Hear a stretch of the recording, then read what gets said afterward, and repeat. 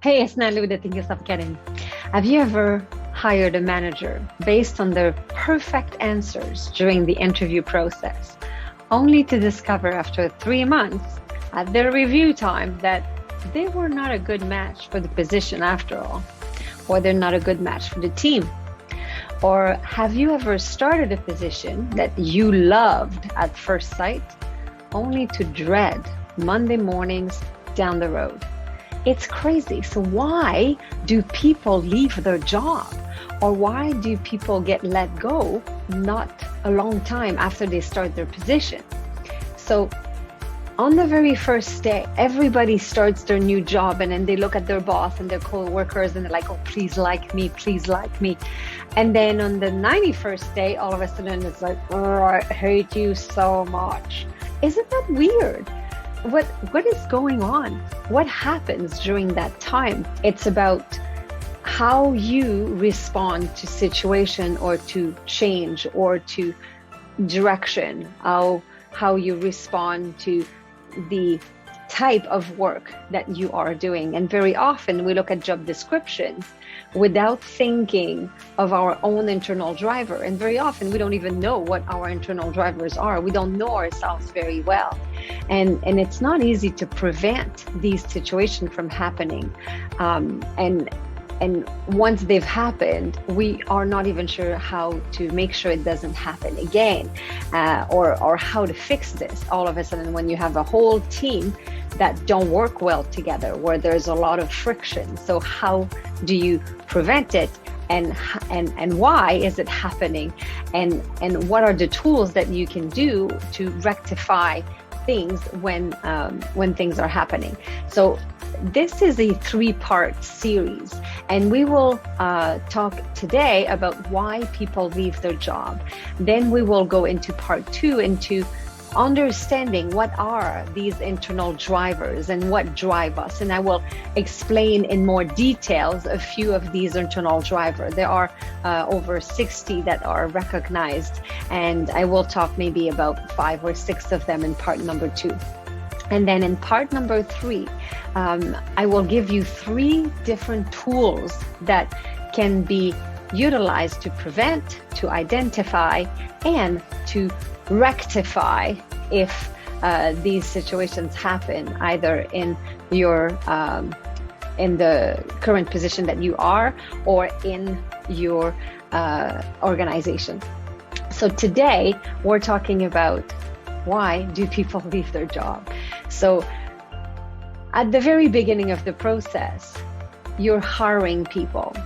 And what happens at this process is that it is very expensive, right?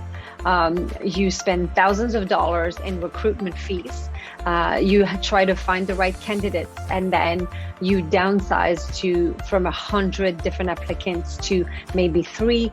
And nowadays you don't even have any applicants, and you have to really dig through and use services of recruitment agencies. So then once you have downsized the list and you've decided to go into interview process, then you spend time to do the interviews, and you might do multiple interviews as well.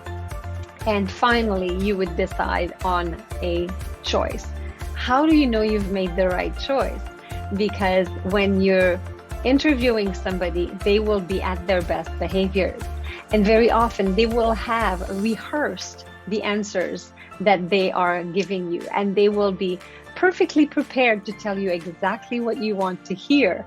And they are not necessarily lying, but they are making things maybe a lot nicer than they really are, or they are just making up something because they're not really aware of their own internal drivers, and they're not really aware of the different dynamics that you already have within the organization.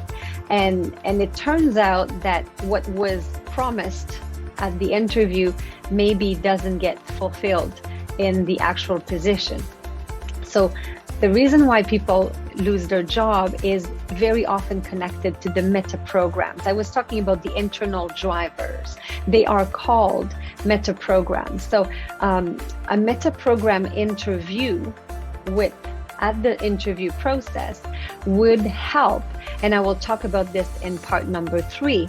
And this would be one of the tools that we can do in order to avoid hiring the wrong person. So I will tell you more about this in part number 3. So the meta programs are the internal drivers. There are over 66, I think, that were discovered at this time. Things that are driving us, things that are making us make decision, and they are affecting different other systems in our brain. So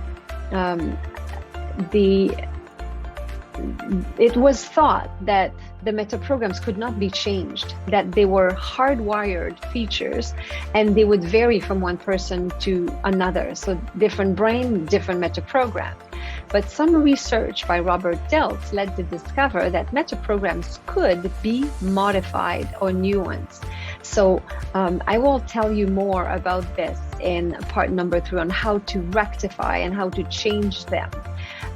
But let's talk a little bit about what they are, because when we talk about meta programs, we're talking about mental shortcuts. So you are aware of a few of the meta programs, and I will break them down more in part number 2. But just so you have an idea of what I'm talking about, you are familiar with, some people are big picture and some people are detail oriented, right? Some people like to work alone, some people like to work in team, some people like change, some people don't like change, right? Some people are better in a leadership position, some are better middle managers, some are better to be part of the team. So there are different meta programs that are very distinctive to everybody's mind, and these mental shortcuts are directing our decisions, our behaviors, our actions, our interactions with others. And these are the systems that we have inside our brain that control other mental processes at a higher level. They control our thoughts, our emotions, and all that. So the reason why people leave their job is because maybe they were hired for a very detail-oriented task while they are more of a big picture kind of person. Or maybe they were hired to be a middle manager, but they don't like to have somebody above them. They would be better in a higher position where they can do whatever they want without having to report to somebody else. Or it's the reverse. They are hired as in a leadership position, but they need feedback. They need to have somebody above them. Or they're hired to work inside a community, but they have to work alone at home and they don't like that. So there's different things that will affect our enjoyment of our job, and that's why we will leave. Obviously, there are numbers of other reasons why people leave their job. They need to be recognized. They need to work with people that create an enjoyable workplace and everything. This is all fine. But I'm talking about specifically, why are people not wanting to get up in the morning and not wanting to go do what they are paid to be doing? And this meta program world is real. It is something that is very unused, I would say, in most organizations.